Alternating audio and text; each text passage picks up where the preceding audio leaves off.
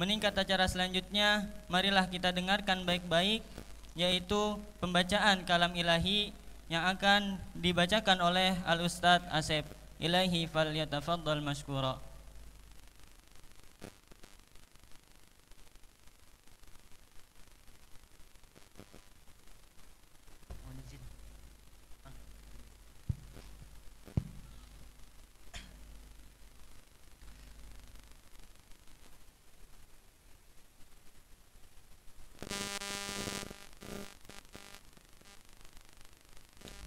Assalamualaikum warahmatullahi wabarakatuh.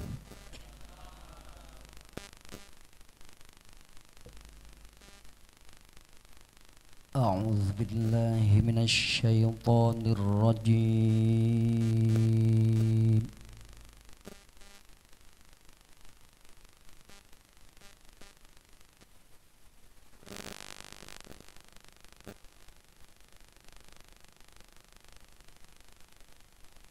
Bismillahirrahmanirrahim.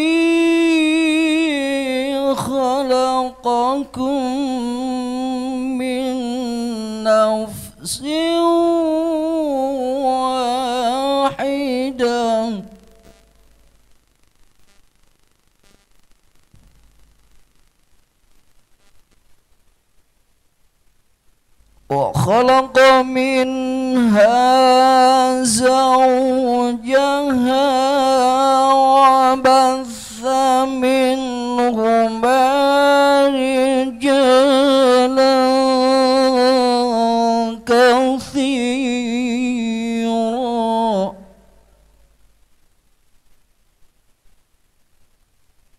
وبث منهما رجالا كثيرا ونساء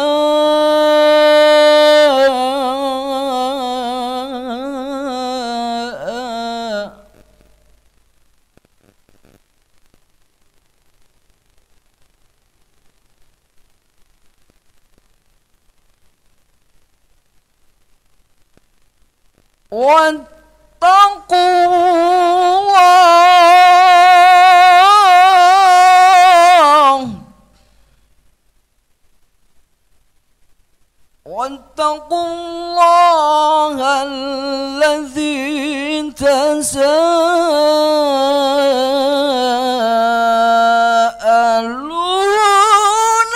به والأرحام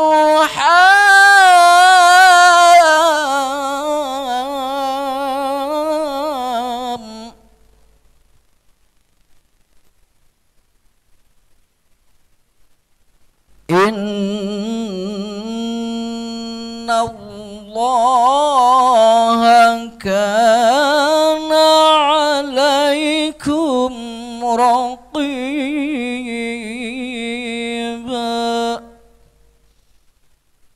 إن الله كان عليكم رقيبا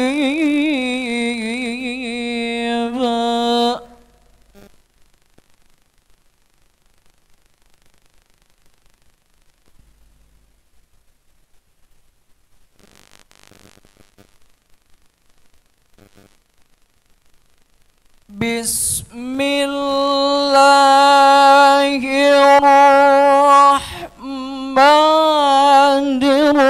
الرحيم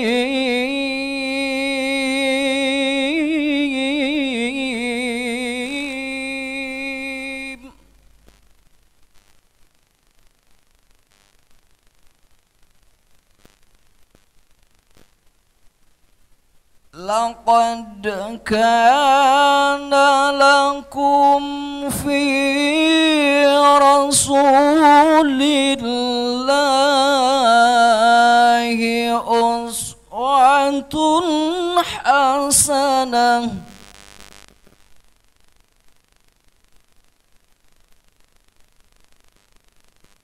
لمن كان يرجو الله واليوم الآخر وذكر الله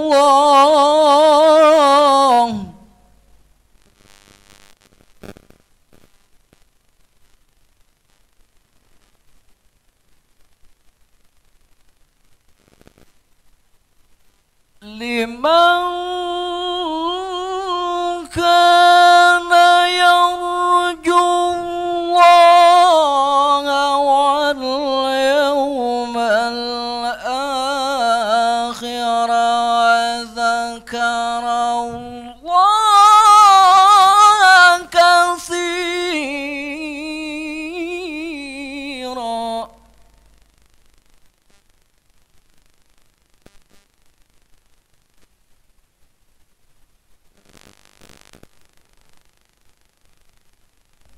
بسم الله الرحمن الرحيم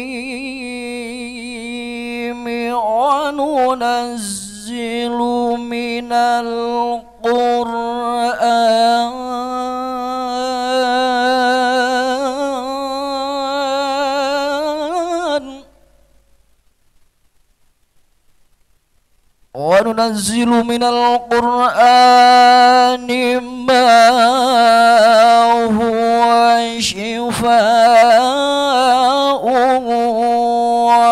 ورحمة للمؤمنين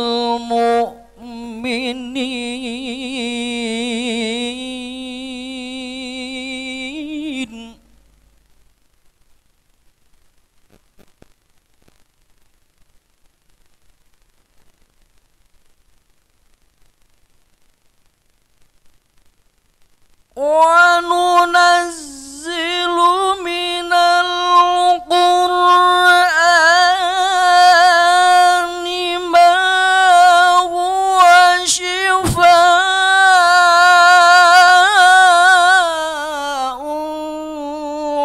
ورحمة للمؤمنين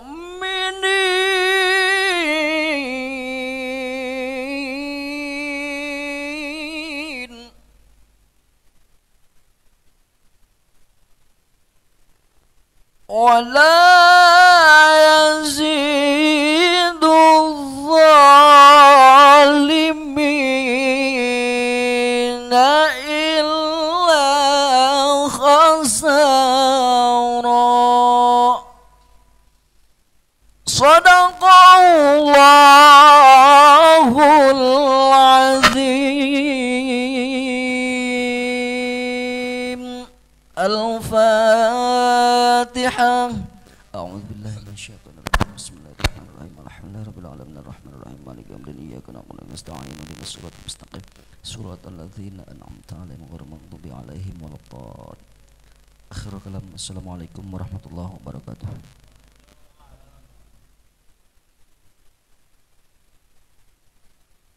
Alhamdulillah, sama-sama kita dengarkan lantunan ayat suci Al-Quran. Mudah-mudahan kita yang mendengarnya mendapat ampunan daripada Allah Subhanahu wa ta'ala. Meningkat acara selanjutnya, yaitu yang kita tunggu-tunggu, ceramah agama oleh guru kita bersama, yaitu Kiai Haji Agus Sahuri SPD atau Ustadz Jantuk. Waktu dan tempat kami persilakan. Ilaihi falyatafaddal mashkura. Ighfir salat ala nabi.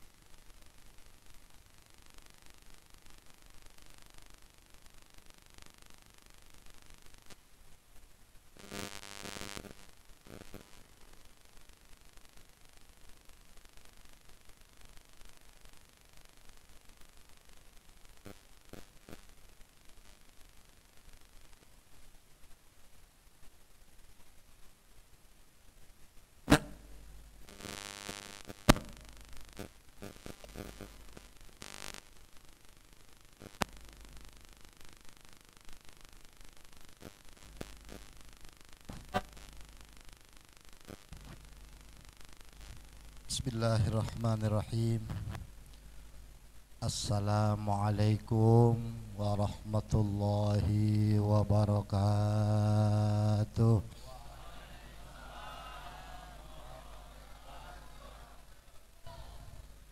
Alhamdulillah. Alhamdulillahilladzi anzala as-sakinah fi qulubil mu'minin.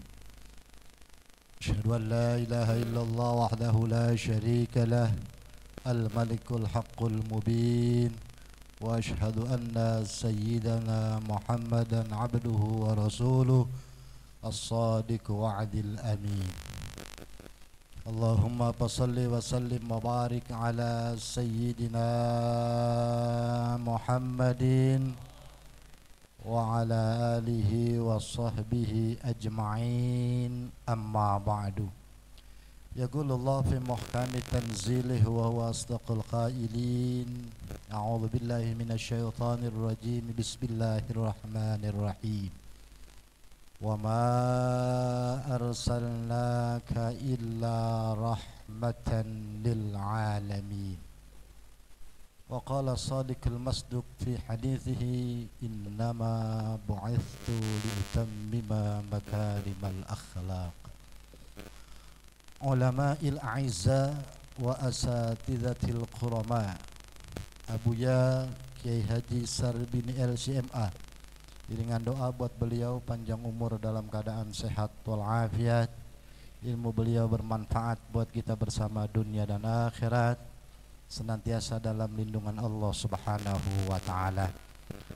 Al-Mukarram Ayahanda Ustadz Min dan Ustadz Siman, Al-Mukarram Ustadz Zidi Zain, Al-Mukarram Ustadz Sanusi, asatidz lainnya, maafin nggak bisa saya sebutin karena kagak ada tulisannya, takut salah nama, namun tidak mengurangi rasa hormat dan takzim saya. Dengan doa buat guru kita semua panjang umur dalam keadaan sehat walafiat. DKM Musola Handal Mukarram Ustadz saya di AS SPDI, dan yang menghubungi saya Al-Mukarram Akhinal Karim Ustadz Mustaqim NH. Dengan doa buat beliau, doa yang sama, mudah-mudahan beliau selalu dalam berkah Allah Subhanahu wa taala. Bapak Ibu jamaah yang saya muliakan, jam menunjukkan jam 8 kurang seperempat.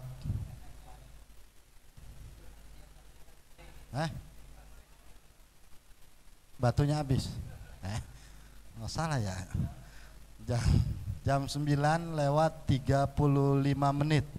Acara ditutup jam 10 kurang seperempat. Jadi tinggal 10 menit. Saya harus pandai mengatur waktu. Ustadz Mustaqim ngomong sama saya, Ustadz ceramahnya dikit aja karena amplopnya dikit. Begitu jadinya. Saya minta izin, minta ridho ulama yang saya muliakan. Bapak Ibu yang saya muliakan, saya bersyukur malam hari ini bisa silaturahmi di bawah saudara saya Al-Mukarram Ustadz Hafiz ada di dalam, dan saudara saya Ustadz Mustaqim main ke rumah minta saya silaturahim kemari. Alhamdulillah nyampe, percaya dan yakin, man arada an tajliba fi rizqihi wa yunsa'a fi atharihi falyasil rahimahu.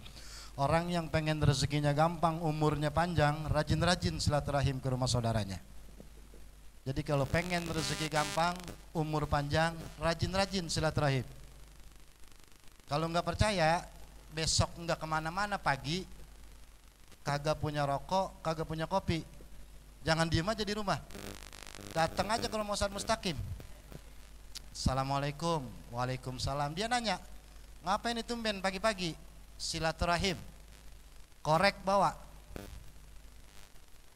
buat modal. Ngobrol dapat 15 menit, kita ngomong sama Ustadz Mustaqim, ya Allah, koreknya ke bawah, rokoknya kagak. Ntar dia punya pikiran, jam 8 kita datang sampai asar, ilo kagak dapat 10 rumah. Kalau satu rumah 2 bungkus, 10 rumah buka warung kita hari Selasa. Udah orang Allah jamin nih rezekinya. Ada yang tukang rokok di sini? Yang rokok ada? Oh iya. Kalau yang tukang rokok atau tukang ngopi, kitabnya Irsyadul Ikhwan, pengarangnya Syekh Ihsan Jampes. Ada tuh kitabnya. Yang tukang rokok, yang tukang ngopi, saya kasih dalilnya. Kemarin acara di Galaksi, saya ketemu sama kiai penceramah ngomelin orang rokok. Sebelum saya naik, dia ngomong begini nih, kiai. Bapak yang tukang rokok, pertama penyakitnya paru-paru, kata dia tuh. Kebetulan di belakang saya lagi ngerokok. Saya diem aja dah. Yang kedua, rokok adalah kencing setan, kata dia tuh. Gak lama saya naik, saya bukain tuh kitab. Kitabnya Irsyadul Ikhwan. Kalau yang punya handphone ketik aja nggak apa-apa. Irsyadul Ikhwan, pengarangnya Syekh Ihsan Jampes. Di situ ditulis, payam bagi ba'dal akli antudakhina bijarumi sukunin au sampurna. Nah, jadi kita punya dalil tuh. Iya. Jadi payam bagi ba'dal akli antudakhina bijarumi sukunin au sampurna. Gitu. Maka sepantasnya bagi orang yang tukang rokok, habis makan dia ngerokok, rokoknya jarum super, kalau enggak sampurna. Ingetin panitia tuh.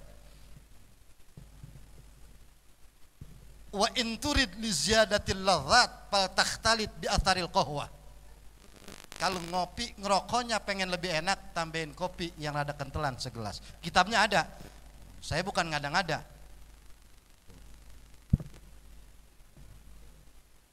Itu diajarin tuh. Jadi santri dulu ketika saya membaca kitab Misbahuz Zulam Syekh Muhajirin bin Amsar Ad-Dari An-Nidaul Islam tuh, kita lagi ngerokok tuh kiai dibilangin, kiai santri pada ngerokok no. Jawaban kiai gampang, man syaribad dukhan zada aqluhu. Orang yang tukang ngerokok akal pikirannya jadi panjang. Emang apa kiai? Entah gua kalau habis dia mikir ngutang apa minta, udah begitu doang. Udah terusin aja. Lagi orang ngerokok, yang pertama yang kagak yang ngerokok penyakitnya paru-paru, yang kagak ngerokok rupa-rupa, udah begitu aja. Berapa soalnya? Iya, jadi segala itu diributin. Dari situ tuh, maka dari mana kita bisa tahu? Dari pengajian. Maka saya tadi ngobrol sama Ustaz Mustaqim, beliau ngajar di sini. Ini yang sekarang penting nih, kata imam besar kita, Maulid tahun ini resolusi akhlak. Ini yang jadi penting nih. Maulid nggak pernah berhasil kalau akhlak nggak pernah berubah. Kalau memang ayatnya pas laqad kana lakum fi rasulillahi uswatun hasanah, yang dicontohkan oleh Rasul, maksud ayat ini adalah akhlak. Ibadah urusan masing-masing, tapi ketika akhlak, muamalah antara kita dengan manusia, maka lebih baik orang awam berakhlak ketimbang orang berilmu tapi tidak berakhlak. Mendingan pejabat, mendingan rakyat rendah tapi akhlaknya tinggi ketimbang pejabat tinggi tapi akhlaknya rendah. Akhlak jawabannya. Dari mana kita bisa bentuk akhlak? Majelis taklim. Maka maulid nggak ada artinya kalau majelis taklim kagak ada isinya.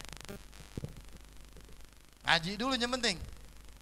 Mau sehebat apapun kita ngaji yang penting. Ikutin kiai guru kita. Udah itu doang kuncinya. Hidup pengen berkah ngaji. Saya udah tua Ustaz, biarin tua dan yang penting ikut ngaji. Ngerti kayak kagak kayak paham kayak kagak kayak duduk di sini. Syekh Imam Nawawi Tanara Al-Bantani dalam kitab Tankihnya beliau tulis, dudukmu 1 jam di majlis taklim lebih baik daripada sholat sunat 1000 rakaat. Begitu bukan? Duduk doang tuh kagak ngapa-ngapain. Megang pulpen kagak, nulis kagak, duduk doang. Pokoknya Ustadz nyampe, kita nyampe.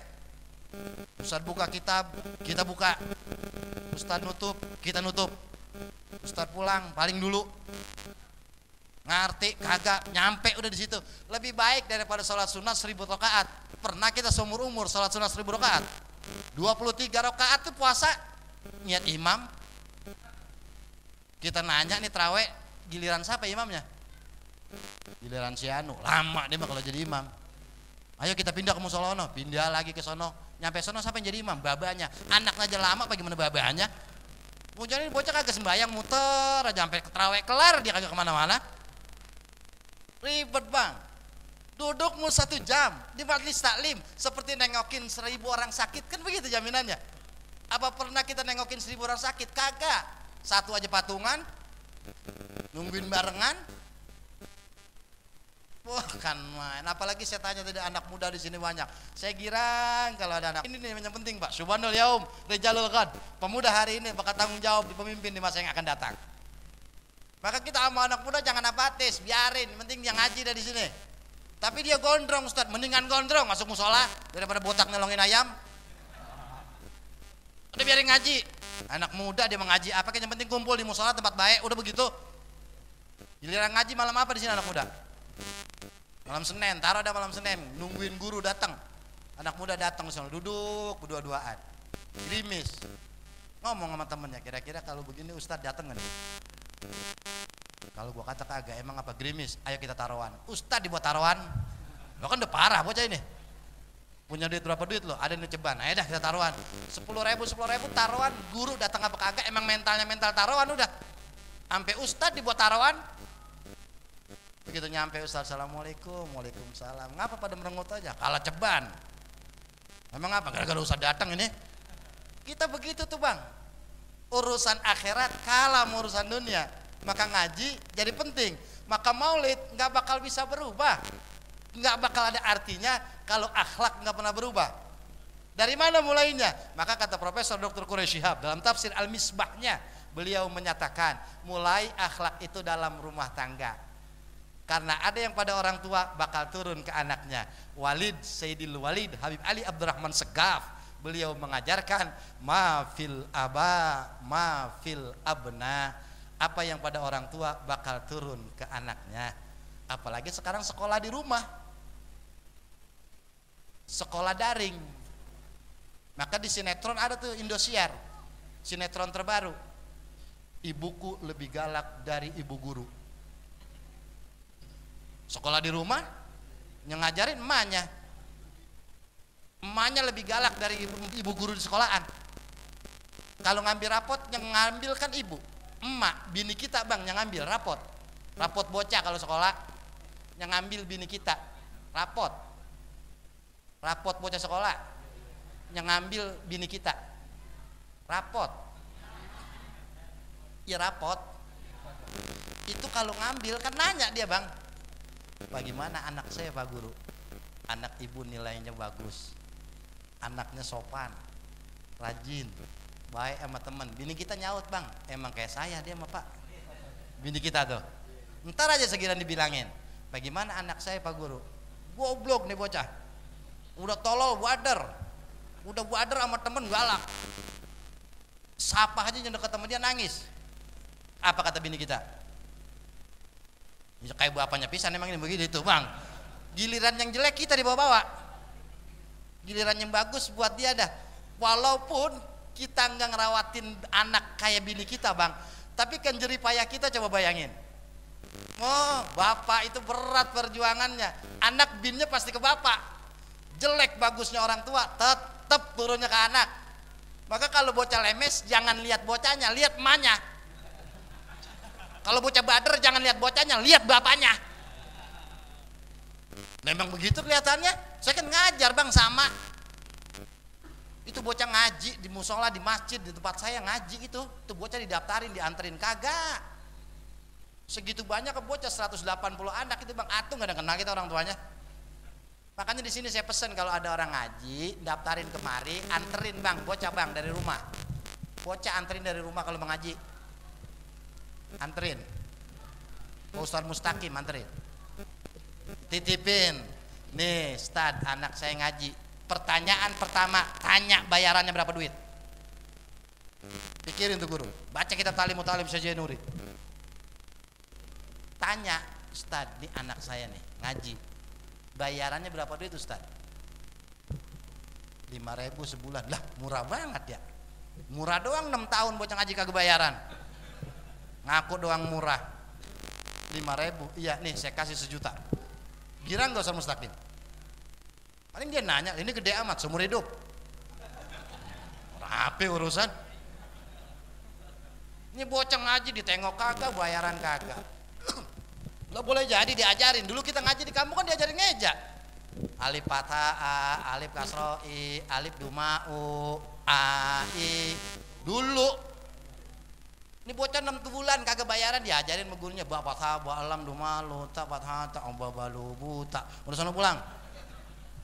Ditanya sama orang tuanya, belajar apa lu? Dengerin nih, Mbak. Saya tadi diajarin dia mau musal mustaqim. Dengerin nih, Mbak. Bapak sabah alam dumalu tak hata babalu buta. Lo babanya marah dikata gitu. Ustaz mustaqim anak gua diajarin apa ini, datang kemari. Ngapa anak saya diajarin itu? Lu kagak punya pikiran. 6 bulan anak lu ngaji kagak bayaran nih. Lu ngiat apa kagak?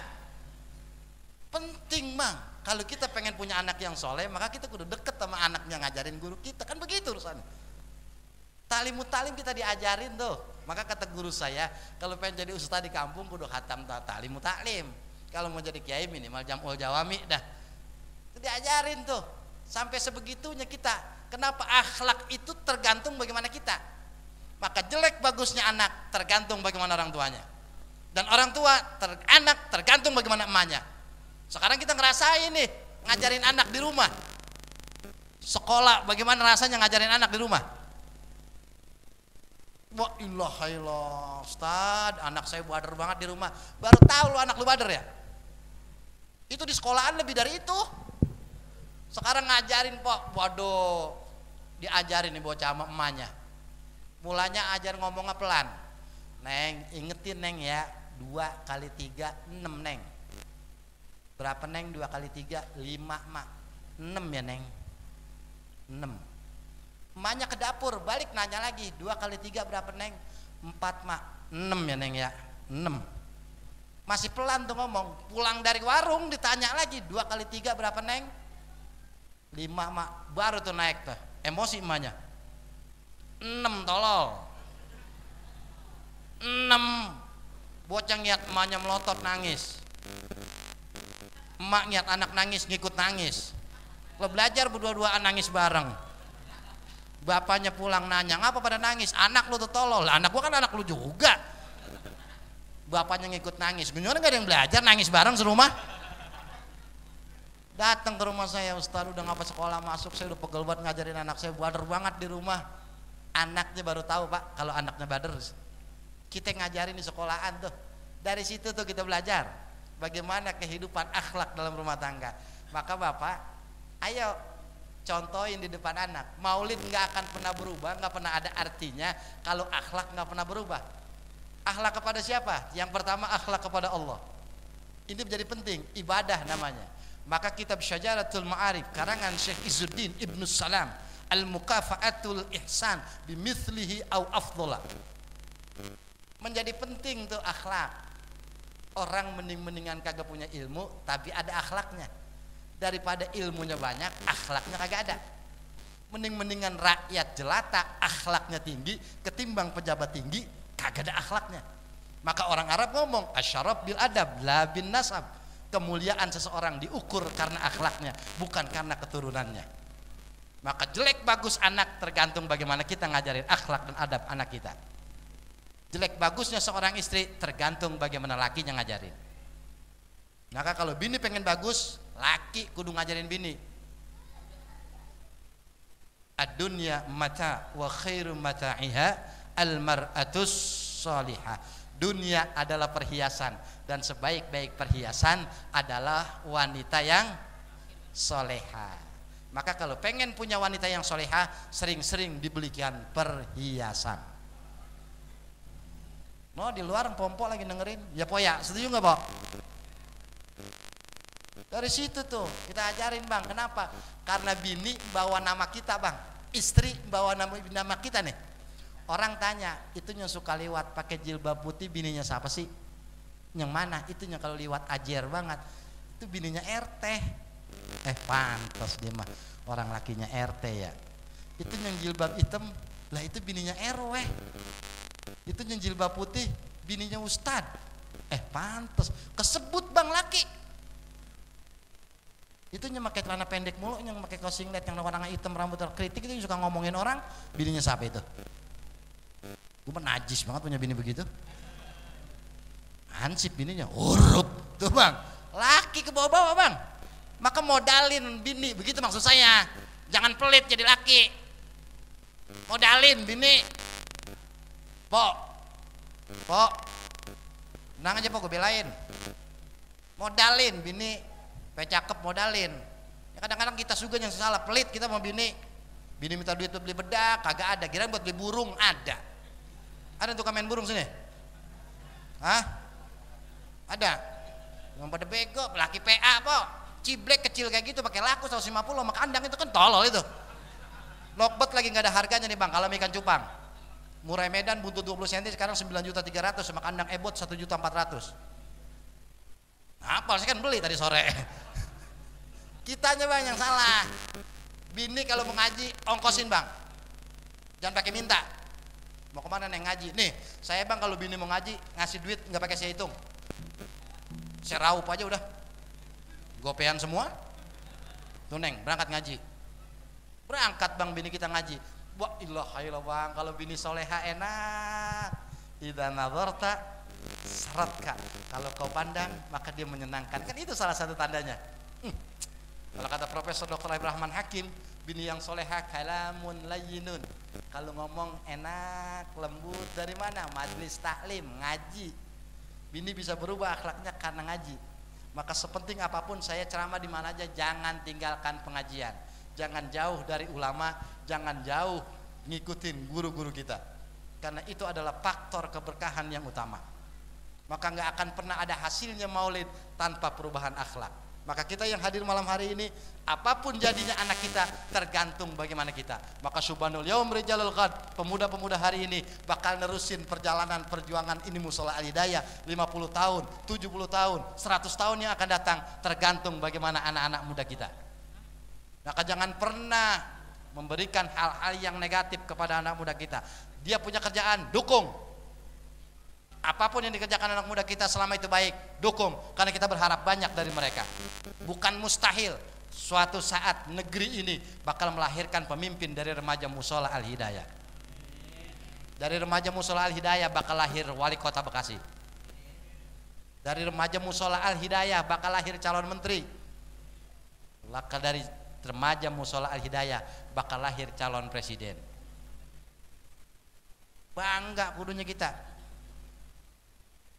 Siapa tahu ada yang nyalonin jadi presiden nanti kalau dia udah gede, tahun 3200. Nah, kita nggak tahu nasib orang begitu bukan? Iya biarin bang, dia ngaji tuh anak muda, kita girang dengerin dia ngaji. Yang ajan anak muda kan begitu, yang komat anak muda, taruh yang imam gurunya dah anak muda tuh. Kita kadang-kadang banyakan curiganya sih anak muda, mabuk mulu Ustaz. Ya ilah bang, ajarin pelan-pelan bang. Bocah kalau bocah sekarang ngelayan sama bocah dulu. Kalau bocah dulu kita pelototin masih takut. Bocah dulu, bocah sekarang kita pelototin, kita omelin, tenggorokan kita dilongok. Bocah dulu kalau nggak ngaji maghrib diomelin masih takut dulu. Bocah sekarang bang susah, karena hidup udah 70% di handphone. Yang dia baca bukan lagi Quran, handphone. 70% hidup mereka siang malam adanya di handphone. Mau bilang apa? Pinteran anak sama orang tua sekarang main handphone, begitu bukan? Babanya mengkongan digoblok-goblokin. Mau bilang apa? Maka kita harus pandai memanfaatkan. Maka wa'arrafa zamana, kita harus pandai mengetahui bagaimana perkembangan zaman. Dari sini nih peringatan Maulid. Kita bisa ada hasilnya, kita bisa mengajarkan anak-anak muda kita. Dari mulai situ kita belajar. Dulu kita bagaimana ketika kita jadi anak muda, punya semangat, maka dukung anak-anak muda kita. Itu yang saya harapkan. Kenapa? Karena Maulid tidak akan pernah ada artinya kalau anak muda kita tidak pernah diberikan kesempatan untuk maju ke depan.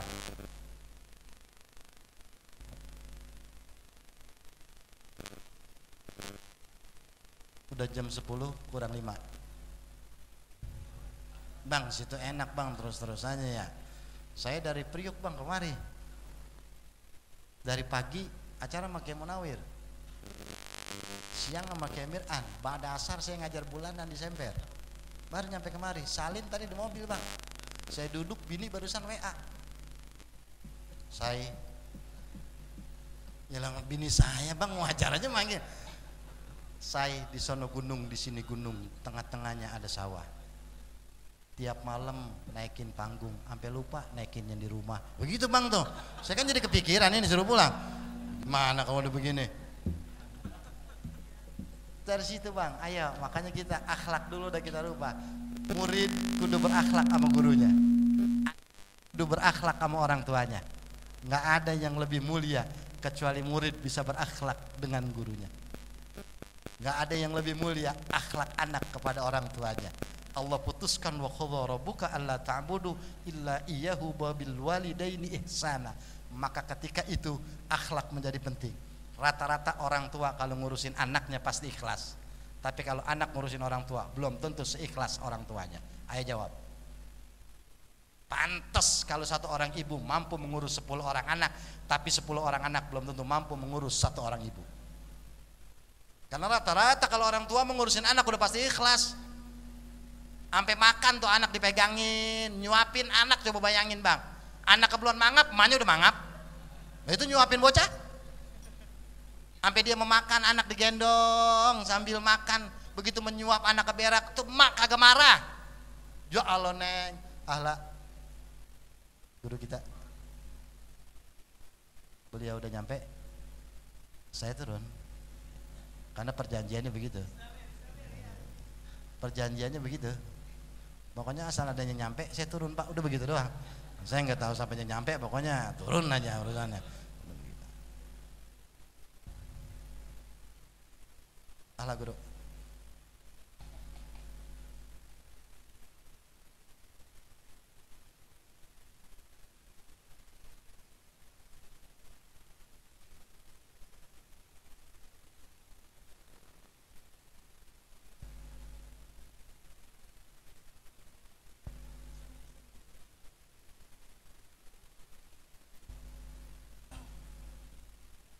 Maafin Kiai, saya terusin ya.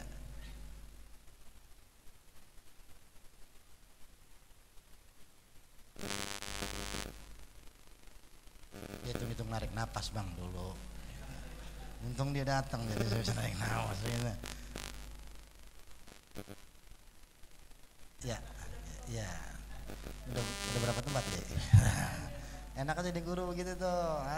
Sini udah nyampe yang ketiga. 3 tempat. 1 tempat 500.000, ketahuan 1,5 juta. Tahlil aja karena 300.000. Kalau nyematin 4 orang sekampung, seminggu kita kagak masak. Dari mana ngaji? Makanya jadi, maka orang-orang dulu udah nggak pakai tinggi-tinggi bang. Nyari mantu yang penting bisa ngaji aja. Udah itu aja.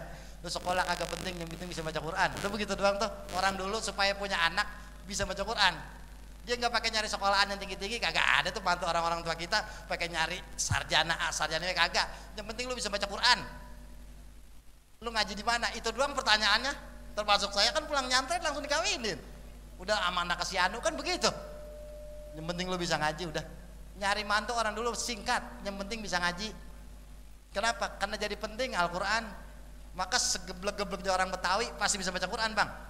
Tuh orang Betawi hebatnya tuh. Karena ngajinya dia mah asal kata maghrib ikut ngaji. Hati tuh kata dia punya suara kagak enak, tapi emang di kampung saya bang ada anak muda nih. Ada anak muda kagak bisa baca Quran bang, cuman suara rada enak. Di musola begini nih, di samping ada tuan haji punya anak perawan. Dia denger nih tuan haji lagi nyari mantu. Asal sore dia ke musola bang, jam 5:30 nungguin maghrib. Padahal dia kagak bisa baca Quran. Dia pegang mic. A'udzu billahi minasyaitonir rajim. Tuan haji samping musola dengerin. Siapa itu? Anak muda. Siapa? Nggak tahu. Dilihatin. Bismillahirrahmanirrahim. Diintek bang. Ngerti diintek? Kalau diintek bang, hordeng digeser dikit, namanya ngintek. Kalau ngintip ada lubangnya segini bang. Kalau ngelongok, palanya keluar. Itu Betawi itu bang. Lain, padahal tujuannya sama. Cuman bahasa yang rada beda. Kalau geser hordeng, ngintek namanya. Kalau ngintip ada lubangnya segini. Itu biasanya yang ngintip yang ngos-ngosan bang. Kalau ngelongok, palanya keluar. Ini bocah bang dilongok nih sama tuan haji. Padahal di bocah kagak bisa baca Quran, cuman karena suara doang. Qala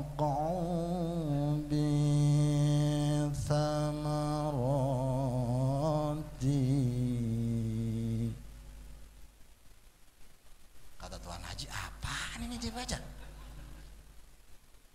Baru ini gue dengar ayat begini nih, apaan ini ya? Qala qa'u bi thamarati.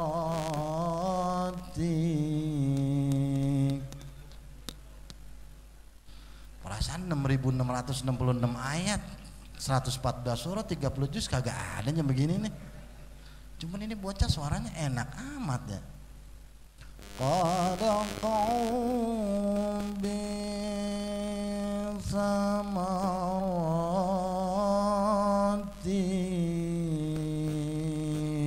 Sadaqallahul azim. Apaan itu dia baca ya? Ditegesin bang, Tuh bang, baik-baik makanya. Dari situ tuh kalau kita kurang paham Al-Quran menjadi penting bang, maka ngaji jadi penting.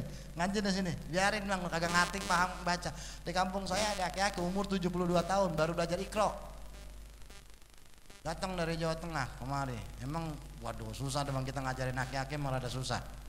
Pertama aki-aki tahu sendiri bang, kuping udah rada kurang denger, mata kurang awas, lidah udah kaku. Kita ajarin apa kok nggak masuk udah. Kita ajarin Fatihah sirotol, salah denger si tolol. Ya ilah. Kita kata sirotol si tolol. Besok aku mau umroh Ustad, ajarin. Emang bapak dari mana? Saya dari Jawa Tengah, dari Klaten. Kita ajarin inna sopa wal marwata. Jawa inna sopo wal marwoto. Bagaimana mulanya kata ngajarin ini? Tapi emang dia pengen ngaji, ada semangatnya. Itu maksud saya. Anak-anak muda, ayo semangat ngaji. Pelajarin itu, yang bakal jadi manfaat di masyarakat. Karena murid sekali lagi, perubahan tidak akan pernah ada perubahan. Innallaha la yughayyiru ma biqaumin hatta yughayyiru ma bi anfusihim. Begitu bukan? Allah nggak bakal merubah kalau bukan kita yang merubah. Maka punya sifat kemajuan. Ayo maju, belajar apa aja yang penting bakal bermanfaat di masyarakat. Pelajarin tahlil, maulid, begitu bukan? Ratib pelajarin, dari situ tuh kita punya kebanggaan. Maka maulid kita pengen ada perubahan. Maka maulid pengen ada hasil yang lebih nyata. Majlis taklim lebih banyak, maulid berjamaah jadi lebih penuh. Sekarang orang pada takut nih bang. Kita kemarin, waduh corona, masjid kosong, hampir-hampir dikontrakin, musola kosong. Takut sama corona? Kan brengsek ini corona. Ini corona masih ada karena didoain bang sama nenek-nenek. Nenek-nenek dibagi beras sama RT, nanya beras dari mana nih teh? Dari corona.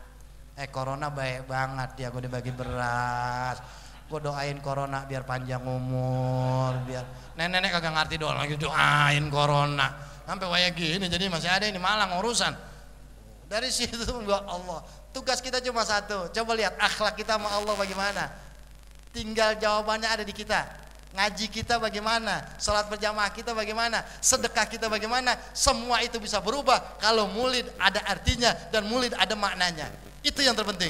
Itu yang pertama. Yang kedua dan yang ketiga kapan-kapan dah saya terusin. Kalau diundang lagi. Saya udah capek banget rasanya ini. Udah hampir 35 menit saya ngomong. Kalau kelamaan besok hari Senin. Saya paham bang. Abang nyatin saya kan bang bingung doang. Ini ngerti apa kagak? Ngerti apa kagak? Ada yang ngomong aja Ustad, ikan cepat, ikan gabus, matinya pada ngampar. Lebih cepat, lebih bagus. Perut rasanya makin malam makin lapar. Ada yang pesan sama saya begitu tadi berjalan. Jadi saya paham, udah besok kita kerja. Nanti dah kapan-kapan saya terusin. Yang pertama akhlak sama Allah dulu dah kita benerin. Dari situ baru nanti kita akhlak sama orang tua, akhlak sama guru, akhlak sama lingkungan, akhlak sama masyarakat. Karena semuanya tergantung bagaimana akhlak kita kepada Allah. Maka maulid ada maknanya, maulid ada artinya. Kalau akhlak kita berubah, yang pada akhirnya lebih dari tiap hari makin baik, dan semuanya pada akhirnya mendapatkan keberkahan di sisi Allah Subhanahu wa taala.